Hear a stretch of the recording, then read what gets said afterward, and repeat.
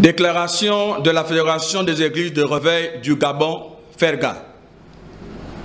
Mesdames et messieurs, chers leaders dans la foi, chers frères et sœurs dans la foi, chers concitoyens, la Fédération des Églises de Réveil du Gabon, FERGA, dont le siège est à Ovendo, et qui regroupe en son sein des églises pentecôtistes, charismatiques, de réveil et apparentées, et a suivi avec une attention particulière les déclarations de nos pères représentant le collectif des églises pentecôtistes, charismatiques, de réveil et apparentées, suite à l'adoption par les deux chambres du Parlement, les 23 et 27 juin 2020, du projet de loi portant sur la dépénalisation de l'homosexualité au Gabon, en son article 402 du Code pénal, alinéa 5.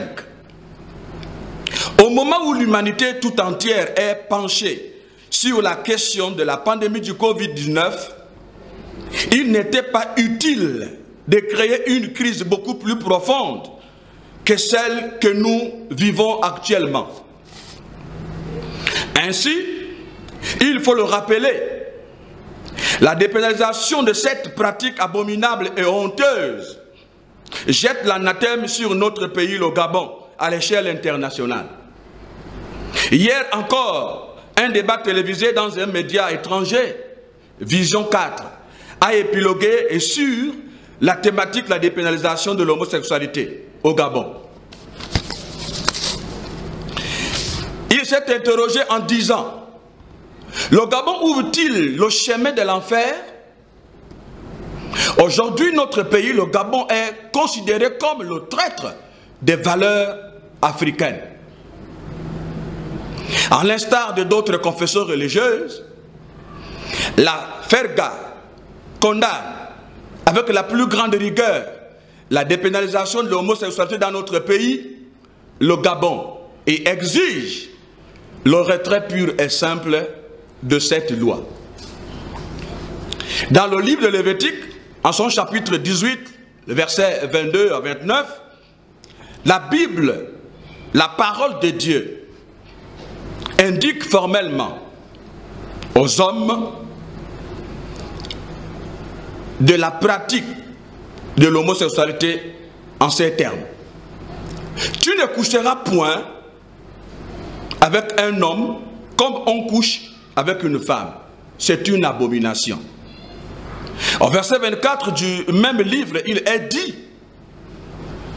ne vous souillez par aucune de ces pratiques, car c'est par ces choses, par toutes ces choses, que se sont souillées les nations et les pays en ont été souillés.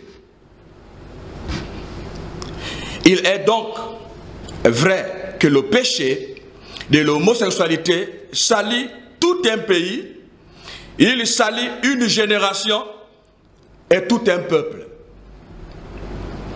Et Dieu poursuit son propos en disant: je punirai son iniquité et le pays vomira ses habitants. Ces pratiques attirent la colère de Dieu sur notre pays. Le verset 29 du livre de Lévitique, au chapitre 18, indique que tous ceux qui pratiquent de tels actes abominables seront retranchés du milieu de leur peuple. Cette loi ne nous apporte que la fracture sociale au sein de la famille, la dépravation morale. Aussi, cette loi est venue voler l'identité culturelle de tout un peuple, voler notre éducation, le sourire et la fierté de tous les Gabonais. Nous ne terminerons pas nos propos sans adresser nos félicitations aux députés et aux sénateurs qui ont voté contre la dépénalisation. Toute autorité venant de Dieu, c'est donc l'occasion ici pour nous. La FERGA demande est la plus haute autorité Monsieur le Président de la République, chef de l'État, d'annuler cette loi qui divise et qui fait honte au peuple gabonais. Étant entendu qu'une loi ne devra diviser les Gabonais dans leur diversité culturelle. Et il n'est donc pas trop tard.